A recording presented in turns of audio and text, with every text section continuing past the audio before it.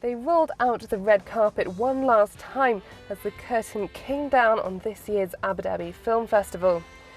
The final premiere was for Chinese epic Detective D and the Mystery of the Phantom Flame, and as ever, a host of Hollywood A-listers were strutting their stuff in front of the world's media. Jonathan Rhys-Meyers and Uma Thurman were in town. I caught up with the Hollywood superstar backstage for this exclusive interview. Uma Thurman, it's a pleasure to have you on the programme. Firstly, with the benefit of hindsight, how do you think that meeting Quentin Tarantino changed your life? Well, with the benefit of hindsight, Quentin and I have had quite a long, amazing, now 15-year relationship, and made, which should have been 2, but turned into 3 films together. So I've spent more time with him as a filmmaker than I have with any other filmmaker in my life. And he is one of my oldest friends.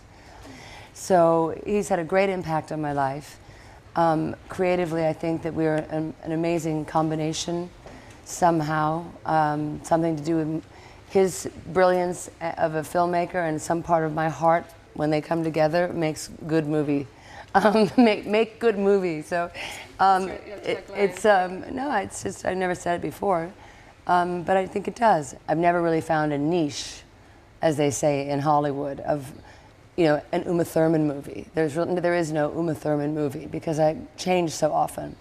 Being an actress is not about yourself. It's about discovering other things and other people and other cultures, and the richness that has brought to my life and me as an individual is immeasurable. So what do you think we can learn from the Middle East? I think there's a tremendous amount from the Western point of view.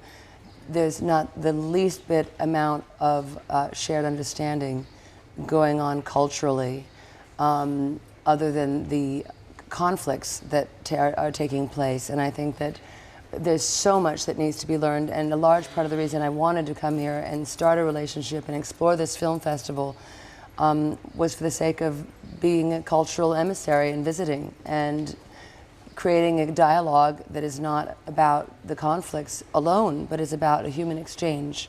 And we're all mothers or fathers or daughters and have brothers and sisters. We're all people with families, and albeit many different cultural differences, I just would love to see more of a shared understanding of there's so many commonalities that should be respected in order to have people in the world humanize each other and not just see each other polarized opposite sides of different conflicts. I give you a very long answer to a very tough question, but I gave you a truthful answer. So I think it's extremely important that there's not enough understanding of the domestic and human side of the culture across the Middle East in the West, and there needs to be more exchange. What are you really passionate about? What gets you really fired up? What gets me fired up? Good conversation, a great sense of humor, a great raconteur. I like good banter. I guess I'm saying I like good conversation. I think a sense of humor is essential to life, and it keeps us compassionate. It keeps us taking the hard days the right way, and it helps in understanding.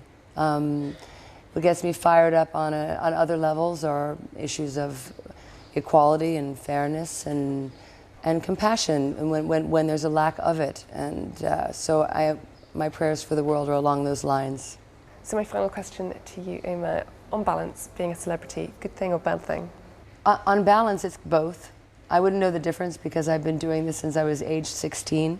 So I have no idea what life without my conditions actually is. But I try to make the best of things. I think that is my positive attitude.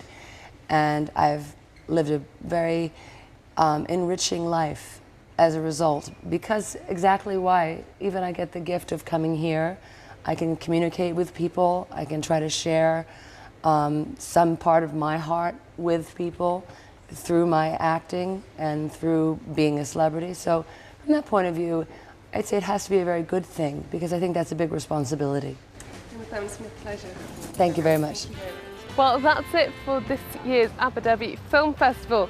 We hope you've enjoyed our coverage of all the must-see movies celebrity insights, and of course the red carpet action.